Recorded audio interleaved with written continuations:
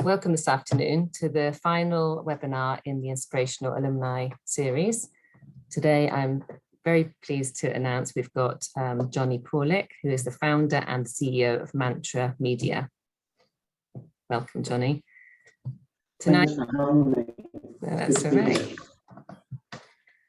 Tonight we will have a recorded webinar. We'll have the in conversation and then a time at the end where you can ask questions on the Q&A tab. So we'll give about 10 minutes at the end for questions from the audience. So welcome, Johnny. As I said, Johnny is the founder and the CEO of an international marketing and branding firm called Mantra Media. And he's also the co-founder of Japanese luxury retail brand Atelier Japan. He is a human rights and mental health advocate, supporting many organizations, causes, and societies, and on a varying amount of boards. He's an ambassador for the IC, which is the Investors in Community, a fellow in the Royal Society of Arts and Commerce, and a guest chair for the Intellectual Forums. He is also a member of Deloitte's Climate Action Coalition. Well, welcome again. So going back to the beginning, when you first went to Brookes, decided on Oxford Brookes as your university. What course did you study at Brookes? So I studied communication, media and culture, which I'm very happy I did as well, because it gave me some really good skills that I still use today. I'm very, thank you for the introduction as well. It does sound quite magical, doesn't it, when you get it all together like that? Yeah, it is. Well, you've achieved a lot, and I'm sure you're going to continue to achieve a lot. Yeah. I think, well, CMC, you were based at Harcourt Hill then, were you? Yes. Yeah, okay. And can you remember your lecturers? Can you remember who taught you? You're testing me now. Juliet was one of them. There was also, there was a lecturer, I think, that was only at Brookes for a couple of years from Italy, who was absolutely incredible. She led in the gender theory studies side of things and cultural analysis, critical theory, that kind of stuff. And we're going back obviously 12 years ago. Yes, it's a while. Yes, so a bit of time ago. But there was, yeah, I had particularly, we actually stayed in touch for a couple of years after university, socially. So I did have the international lecturers I had were incredible. No, that's good to hear. And following on from Brookes, what were your next steps, and how did the course, do you think the course influenced you to move into your next part of your career? So straight out of university, I became an international campaign manager, so international sales for Elsevier Publishing. Obviously, it's just down the road. And I stayed in Oxford for a while starting my own businesses. So my first job outside of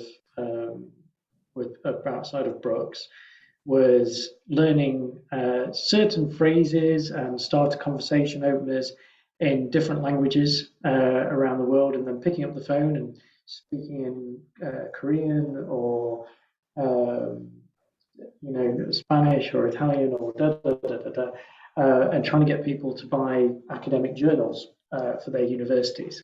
And that was my first job outside of university, which was very interesting. It was interesting working for a very large old corporate like that. And at the same time, I was building up my independent portfolio within marketing communications for different organizations. Yeah, okay, that's interesting to see. And then your journey, at what point did you decide you wanted to set up your own company and become an entrepreneur? So I actually had my first, you could say business, an entrepreneurial streak when I was a child. So I must have been about 10 years old. I produced a newsletter at home, printed it off, absolutely got scolded for using the family printer, and then went in the playground and sold my own one-page newsletter to other children in the playground. It was like 5p or something. But that's something I did, and it was just an idea I had, so I just went and did it. When I was 17, I worked part-time in a recording studio, and I also formed a business where I used to import and export instruments from Japan and the US to the UK, play the exchange rate, and sell them here for double the price. And it was still cheaper than it was in the UK. So I was, cheaper than the record shops, but still, for me, it was a massive profit. And that was all independent, so no family funding. I don't come from a wealthy family. I come from a working class family. Well, I say working class. I was brought up on a council estate in the Midlands. So every single penny I earned myself. Every single venture was myself. So I find that in lots of entrepreneurial journeys, we don't really get the full story. And there's usually like very wealthy parents, or there's connections, or I had none of that. Being a council estate kid from parents, and you can probably tell my name, my family from overseas. So we didn't have much at all. So everything I had to do, I had to kind of work. I had to create my own thing, and then if I needed money to invest in a business, I had to go out and get a job to invest in it. So I'd already had this kind of entrepreneurial streak, which was, and I think that comes from that upbringing, which is you're not going to be handed anything.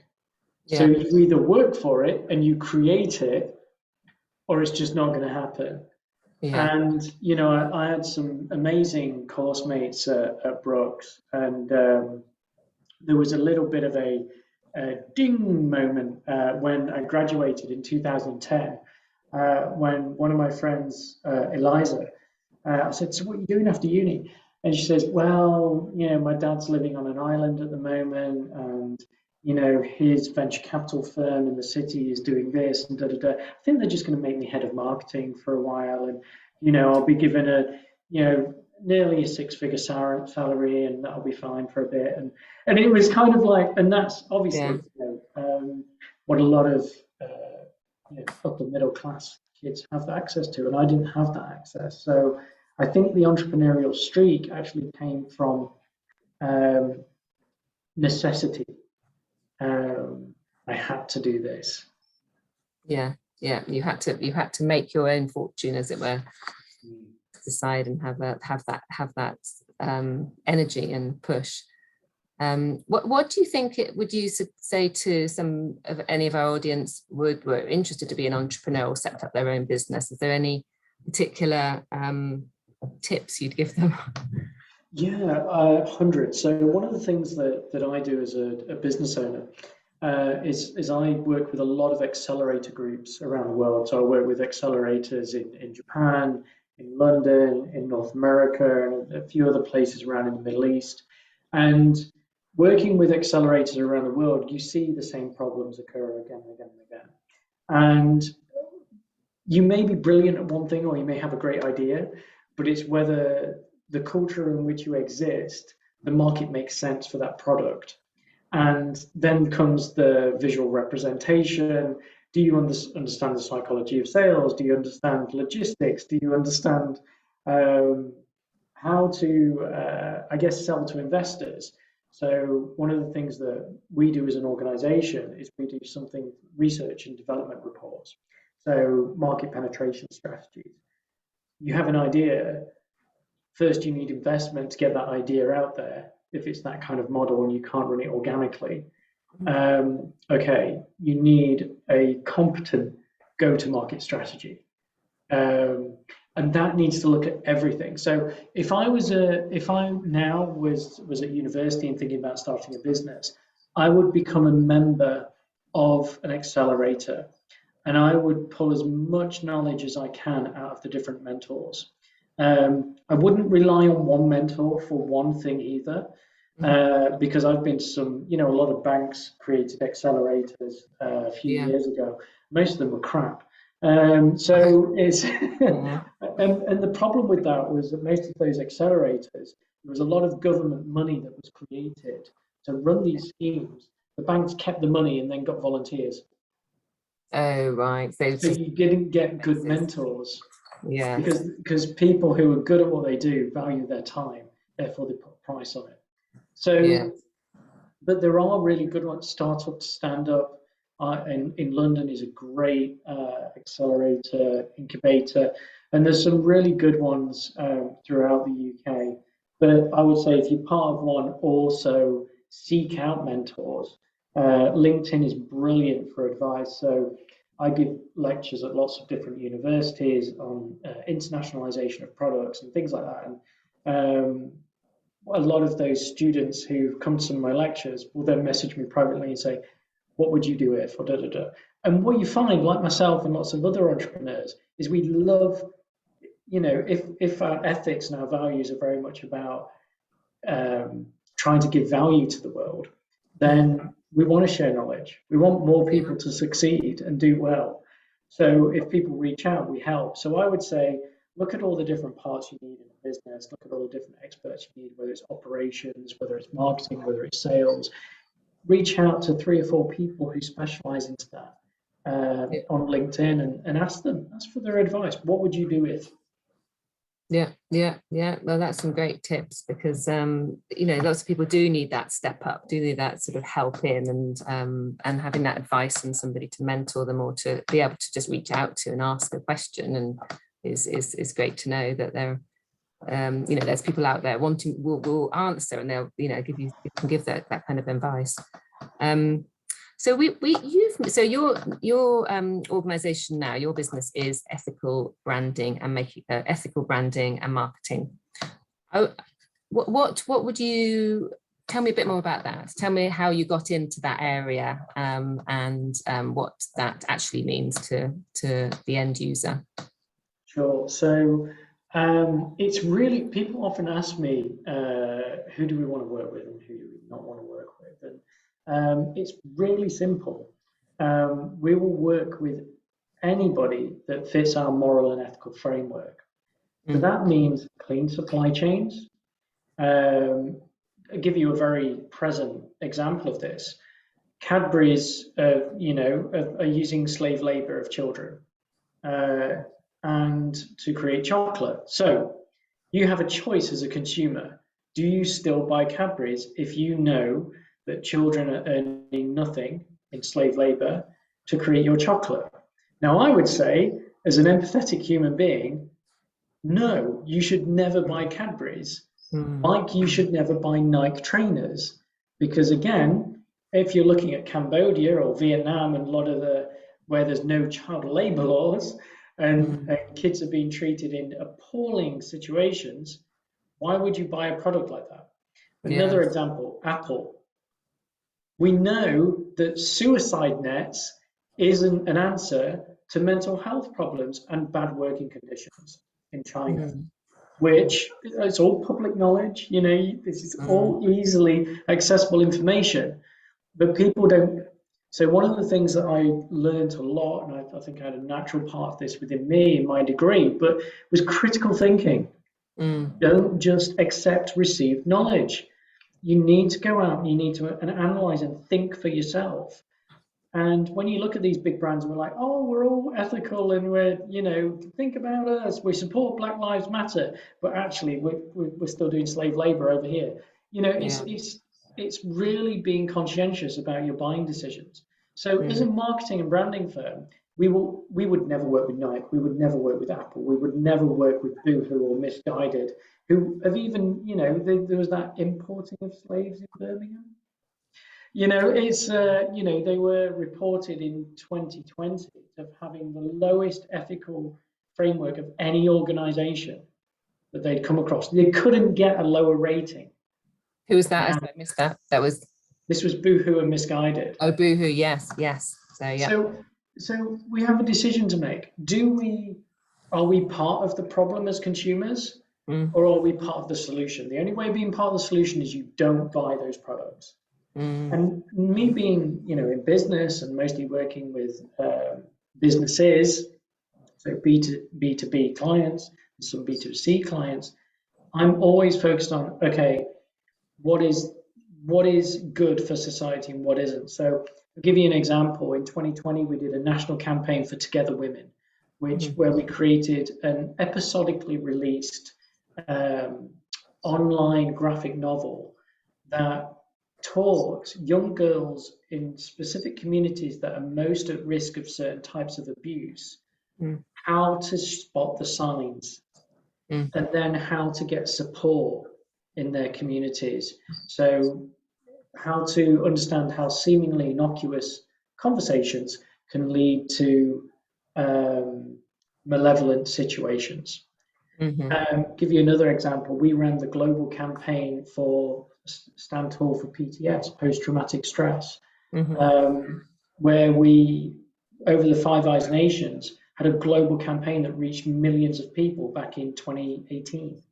And that was about helping first responders and ex-military personnel to be able to talk about mental health.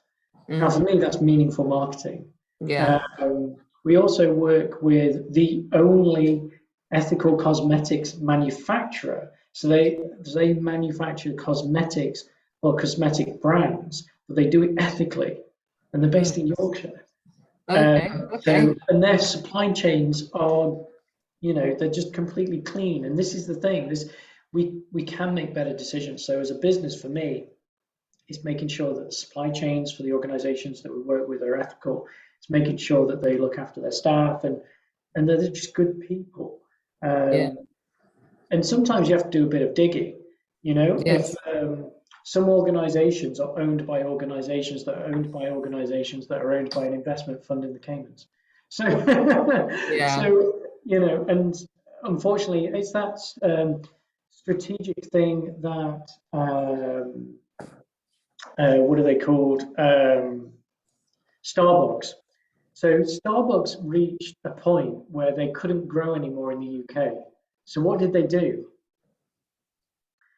What they did is they started opening what people thought was independent coffee shops, branded as an independent local coffee shop, so that still using Starbucks coffee, but obviously not called Starbucks coffee, to get more of the market share, because they couldn't expand anymore without becoming an independent. So what they did is they created loads of independents. It's very, I would say, evil.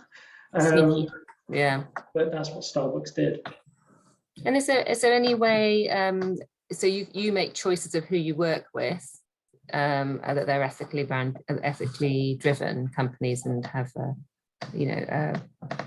team sort of look at a background, and you have to do quite a lot of research around that. Is there anything that is there any sort of branding or any kind of,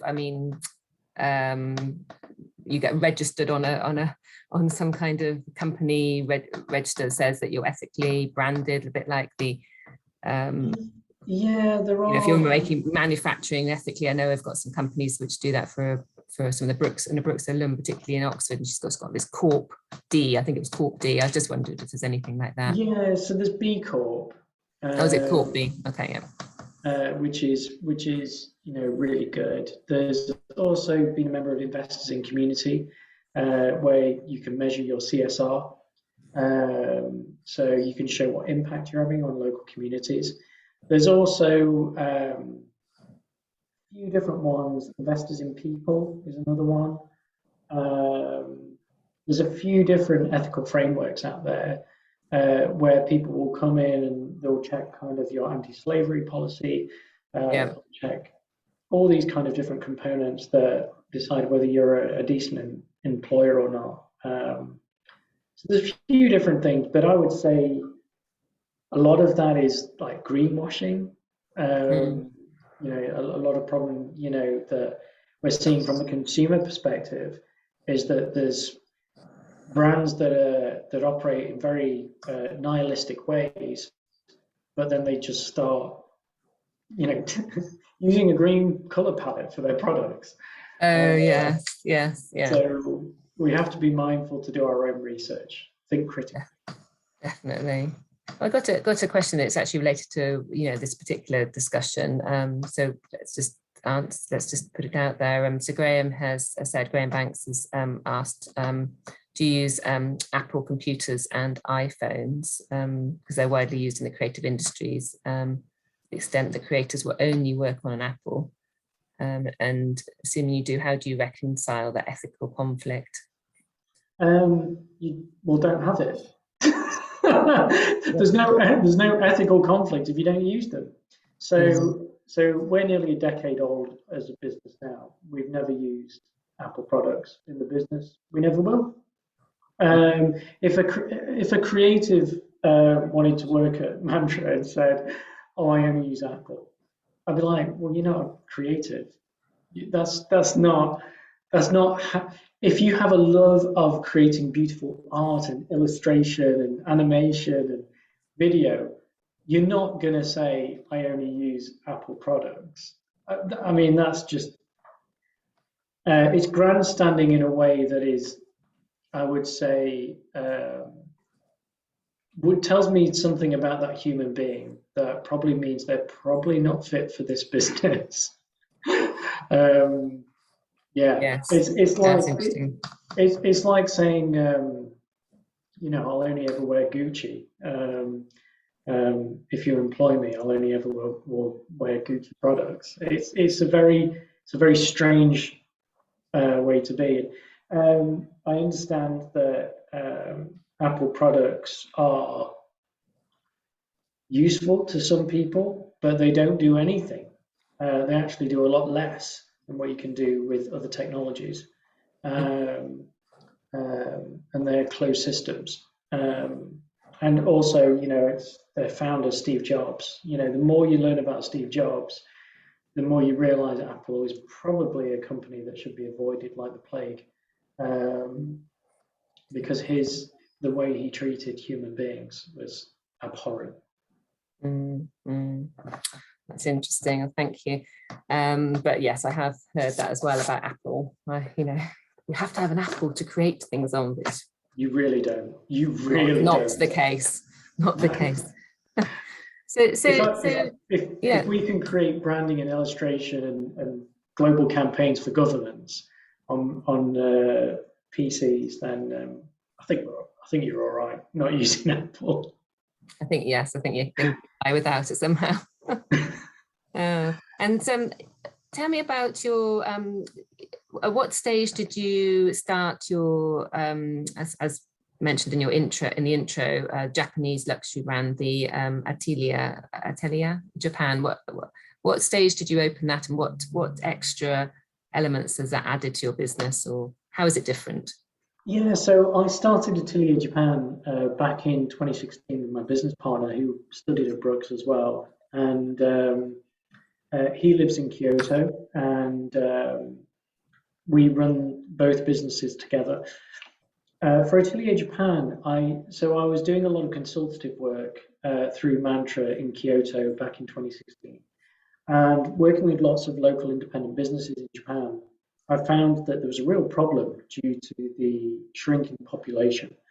So as the population was shrinking, there was obviously the ability for brands to survive, and particularly a lot of these small heritage brands that have been around for hundreds and hundreds of years. So there's a piece of pottery there, that vase, that's made by Agoya Zoan. Gaudi used to collect all of their works. And there are small family companies. There's loads of small family. That fan there and the fan up there is made by Komria. Komria is a brand that have been around for just about 1,000 years.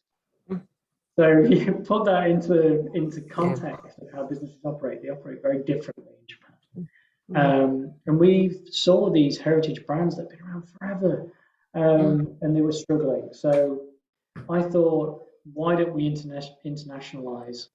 Why don't we create a global audience for these brands?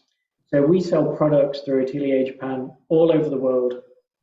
to support these local small independent businesses.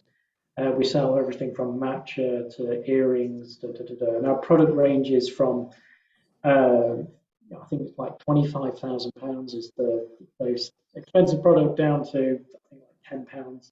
Yeah. So the idea was that anyone could get a piece of luxury from Japan, and it would be handmade by local makers. So that's how I started Atelier. The funny thing is, I think it was 3 months after we launched the business, one of the government officials in Japan tried to buy it from us for six Oh. figures. Even after 3 months of launching the business, we were like, I think we should keep hold of it. So, so we've had it now for 6 years. So I presume you spend a bit of your year in Japan?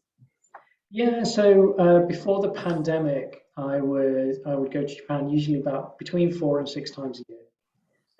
Usually around 2 weeks at a time. We have a wonderful office in Nishijin, which is the traditional textile district of Kyoto. And we have a little satellite office in Tokyo as well. And I'm back in Japan in late May. I'll be doing business in Tokyo and then working with the team in Kyoto and then heading to Fukuoka. I recently interviewed the government of Fukuoka for our podcast series on our website. So we're hopefully doing some work with them to help them with tourism, as we've already helped a few different cities in Japan with international tourism. What would you say the difference is with the in business in Japan? Is there, do you see a big difference? Obviously you mentioned about having the businesses stay and they have longevity and they're small, but the way that people build businesses or build relationships. We've not got enough time. Doing business in Japan is diametrically opposed to, say, the United States. Yeah, it's interesting. Which is good in a lot of ways. It's bad in others. Well, it's not bad. It's just different. Yeah. It's harder to understand. They're so high context. And again, this is something I did part of my degree was, understanding high context and low context cultures and how international relations work in relation to that. So Japan is super high context. Everything is inferred rather than being said. So you have to read between the lines constantly.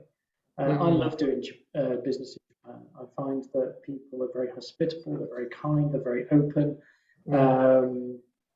They like to try new things. Trust is everything. You have to be introduced. So you have to win hearts first and then minds later. I've found that in some instances, I've just had a meal with a business owner in Japan. We'll have a meal for 2 hours, not talk about business at all. And then they buy the person and then buy the product. Okay. Whereas in England, we buy the product and then buy the person. It's starting to change a little bit as people are becoming more ethical and more considered about how they do business in the UK. Not so much at a governmental level. That's very different here in the UK. It's usually, I won't go into that. Without causing myself when you bring your business in, will you bring it after you've got to know the person or will you bring it in the beginning? Yeah. So, I mean, to be honest, if they buy you, that's it. You've got a customer for life. Yeah. Whereas in the UK, it's usually the other way around. You've got to win minds before hearts. Yes. That's interesting. And it's interesting that you've gone into international business and you were learning, it came from your degree, that you had some, around the CMC degree, you were looking into that already at an early stage. So that was useful. So you've been doing lots of bits, you're part of lots of different boards and societies. What would you say so far in your career, can you say what your highlights are? I mean, and is anything that we haven't mentioned that you really think that, something that you feel really passionate about? You're obviously passionate about opening your business and running your business. Is there other things that you've highlights that you saw? There was a particular group you were part of, board you're part of, or working with a particular company? So I think some of the highlights have been that, which it sounds different being in a business situation, but many of our campaigns have saved lives. Mm.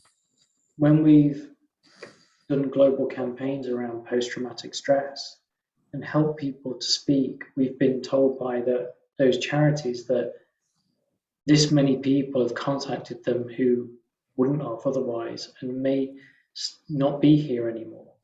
Mm. I work with Together Women. We work with lots of small charities like Atelier, which are a domestic abuse charity in the north, working with the Community Foundation and helping them get corporate sponsors so they can fund local projects for people who are struggling with certain challenges.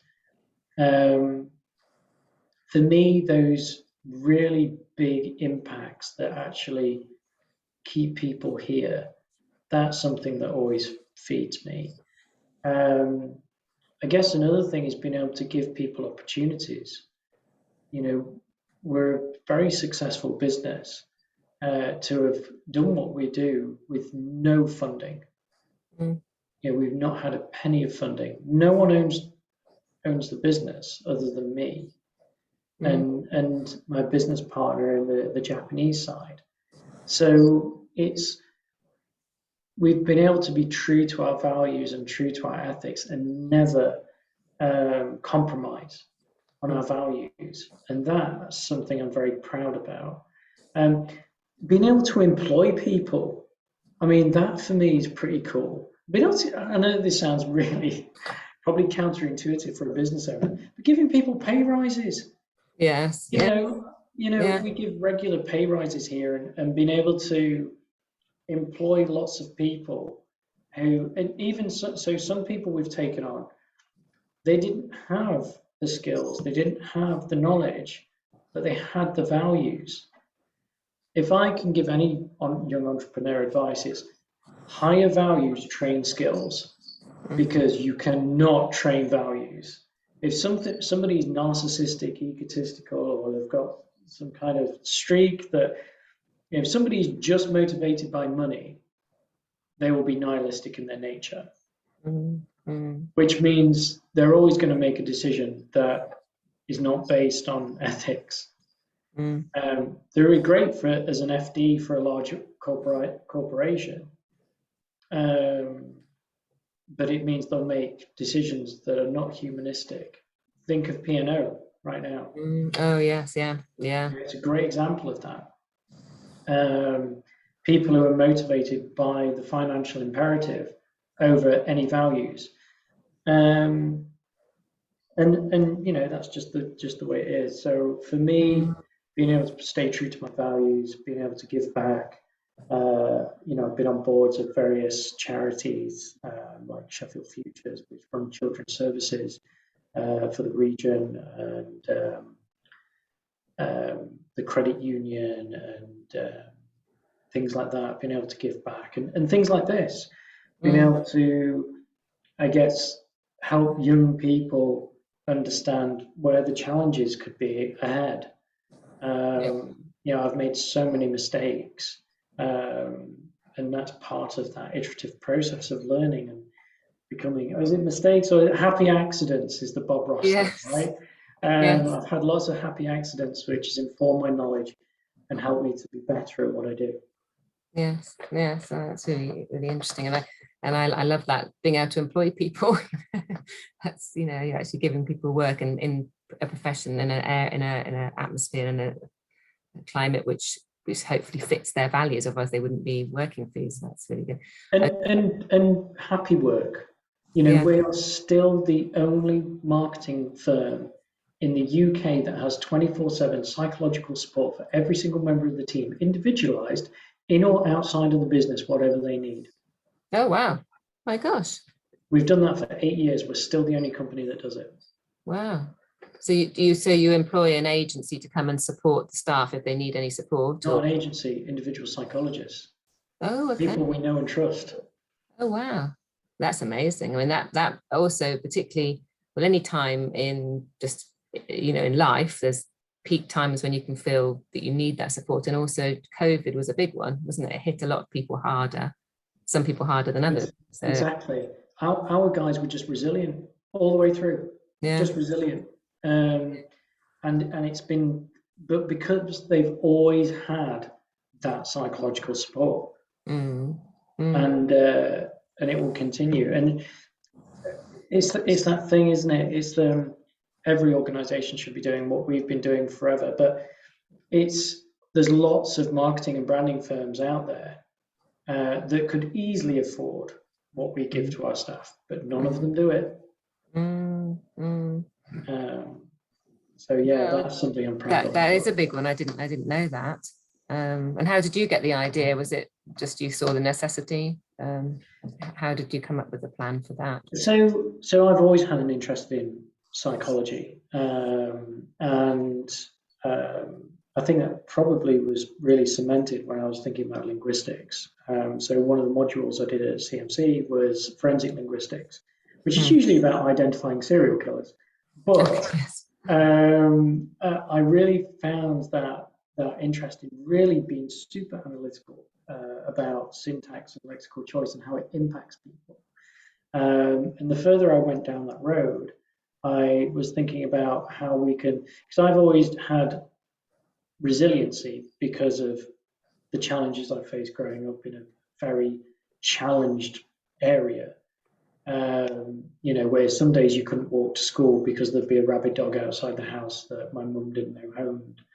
I was brought by my mum. It was a very, very difficult place to be. And that gave me certain resiliency because I started out having big challenges from day one. And a lot of people don't. It's those types of council estates, they still exist, not in the same way they did when I was a kid. But people still face those challenges. But social media, in many ways, has taken away people's resiliency, particularly with their dependence on the endorphin drip. So there's a lot of psychological problems that are coming. TikTok has done what TikTok is doing to the mental health of young people is going to really start showing its signs. It already is. The sexualization of young people, the commodification of the body has now gone to this level. The commodification of values for the perception of other. I was writing about this stuff in my degree, in my dissertation actually.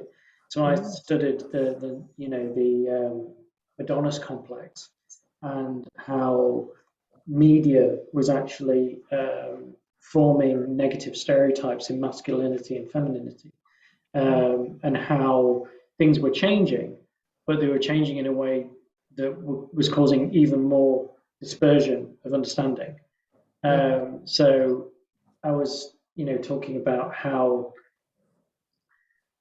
definitions are so dangerous sometimes, and you have to be more lucid in how you speak about things, so that you can be more understanding and empathetic to other. But yeah, what TikTok is doing and the way that it gamifies your brain is very detrimental. If I had children, I would be like, no, you're not using TikTok, Instagram at all, because it's too detrimental psychologically. It's what it's going to do is, it's pervasive and it's worrying. Oh, I'm going to have to look into that. I've got teenagers. Oh gosh. So no, that it's interesting to bring the psychology into in embedding that, and that support for in your business is amazing to have had a forethought that obviously that is the basis if people aren't happy and they're not going to be able to work, they're not going to be able to be happy, be able to get on with their everyday life, and to have that extra support is brilliant that you've got in place. Sounds you're a step ahead of a lot of companies. So I'm very impressed with that. So what are you thinking about where you're at now with your business? I think we can just leave a little bit of time at the end for some questions, but what are your thoughts on the future without giving too much away? Do you have a game plan, or is it an evolving game plan? What are you interested to get involved with? Was anything new particularly that interests you? Yeah, so I think you should always have some kind of plan, some kind of long-term thing that you're aiming towards, so you know why you do what you do. If you don't have a why, you're not going to be resilient, because you'll just be flitting from one thing to the next with no purpose. So you've got to define your why, and you've got to follow that, because it will give you the strength when times are difficult. So yeah, we have long-term plans for the business growth, what we'd like to do. We've got a few other business ideas. So we've got this 300-year-old building here opposite the train station, where we're thinking of opening a cafe outside, because there's a university campus next door. We have an event space which is going to host the intelligence forums from May, where lots of various members, MPs and members of the House of Lords give talks and things. So they'll be coming to do that. So that'll be interesting. We're expanding a few departments, particularly in the creatives. So we employ illustrators, designers, etc. So we'll be expanding that department. In Japan, we're looking at opening an office in Fukuoka, which is the southern island of Japan. And maybe in Fukuoka City, doing some exciting things out there, because we've got some great contacts there. And we've thought about Middle Europa and perhaps doing something possibly in Zurich. But again, that depends on how things change and evolve over time.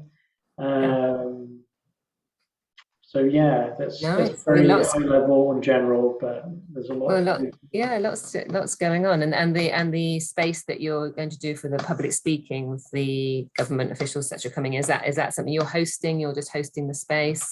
So I'm a chair of the intelligence forums. So I chair various forums throughout the country for that, and we want to be the space for it. So the founder of the intelligence forums has asked that this becomes a hub for events in the city, which should be pretty cool. But we're always looking at different cities in the UK of where to base different operations or any other little business ideas. We're involved. So I'm also an investor. So I invest in certain businesses that I like the look of. And I also, if somebody's, it's not like 10 million. If people want, bigger numbers, so I work with VC groups as well, and angel groups. So people have got a competent business plan, they're going to launch something nationally or internationally, then we've got funds that we can draw upon for that kind of thing. Oh, brilliant.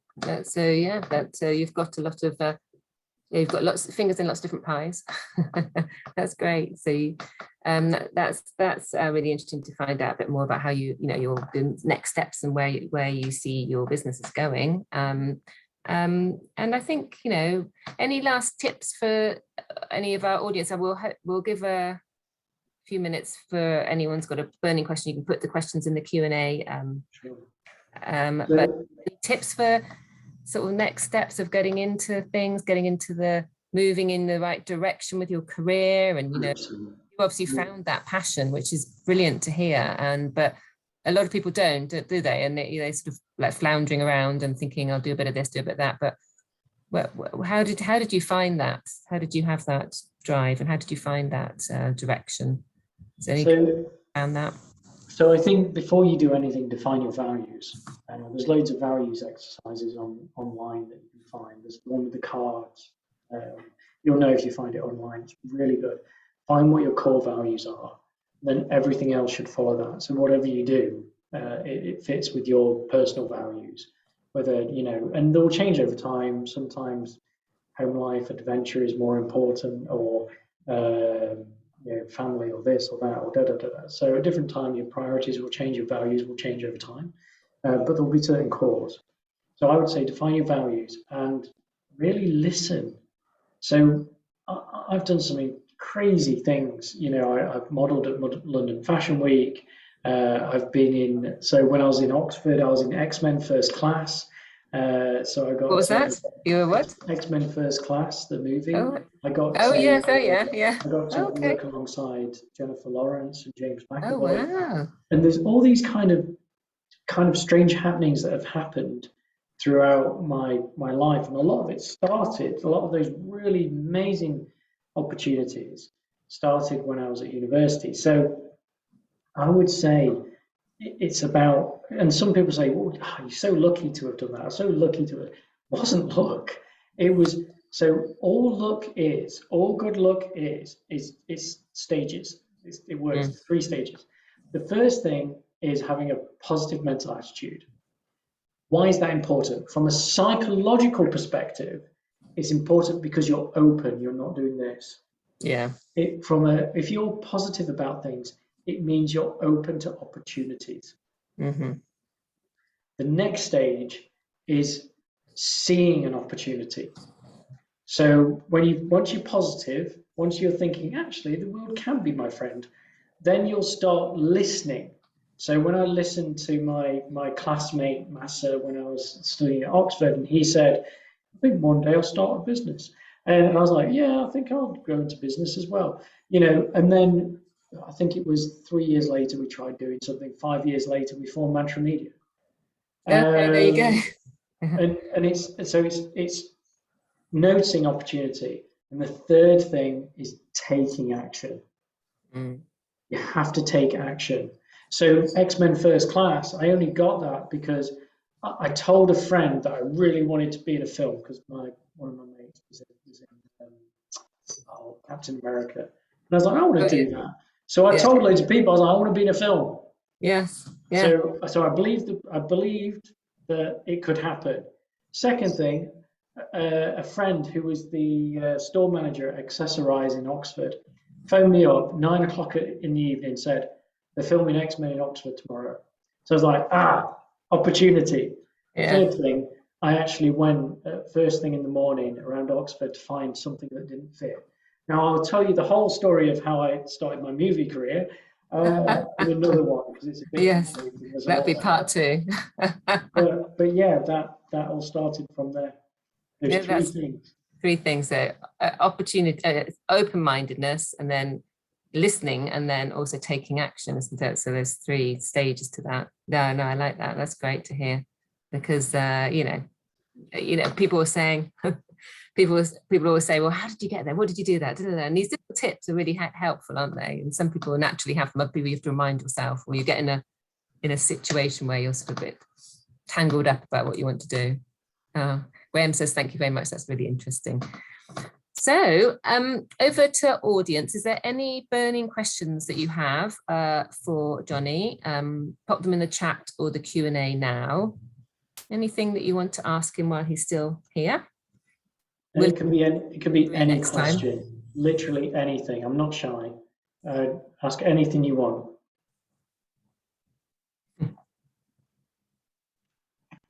I always find that when I give these talks at different universities, you either get a very shy audience or you get a very kind of very extroverted. Yeah, that's right. I mean, it's a bit different when you've got a webinar, but you know, there's that opportunity to put the questions in if you want to pop a question in. Obviously, Graham asked his question. Where's everyone based, I wonder? Are they based in Sheffield? Well, we have got a shy audience, I think, unless they're still typing. Oh, that's fine. Thank you, John. I believe you have a. Can you? Okay. Oh, here we go. Thank you, Anita. So I'll just open the chat. Best way to reach out to me with a business idea, ideally, LinkedIn. LinkedIn is kind of my go-to. I think I communicate more on LinkedIn than I do on WhatsApp, than I do on Facebook, than I do on anything. So I'd say, Anita, if you have a question, LinkedIn is the best place to catch me. Great, thank you for that. I think you'll be hearing from Anita. I see you've got a Japanese attendee as well, Sugiyama-san. Oh yes, yes. Any Japanese questions? I'm happy to answer as well. Oh. Well, Johnny is on LinkedIn and he's happy to answer other questions if you're shy or you want to reach out to him separately. So that's great that you've offered that, Johnny. Thank you for that. And I think we've got, I think it's just that really. Obviously, anybody who wants to reach out, like I say, reach out to Johnny, or if you have anything that you want to connect with us, and then we pass it on to Johnny. We're alumni@brooks.ac.uk. But that's been a really interesting evening, and you know, just being able to hear your story and hear your tips and hear more about your business as well, and your Japanese, the Japanese business and how that's been going is great to hear. And you know, thank you so much for your time. And maybe there'll be a part 2 about your movies. I'm intrigued now. You've left me with that little intrigue. But it's been, you know, thank you very much for giving your time. I know you're a busy person, and you know it's great that you were so keen to give back to the alumni webinar series and the community and share your advice. It's an absolute pleasure, and thank you for having me, because you know, my time at university gave me so much, and I know for 100% that I wouldn't be here today surrounded by, you know, this amazing art from Japan and have these international businesses if it wasn't for my time at Oxford. So yeah, well thank you very much again for sharing that, and we look forward to working with you more in the future. I hear you're going to be part of another collaboration with Brooks anyway, so that's good that we've all connected up. And you know, have a lovely evening, and thank you so much again for your time, and goodbye to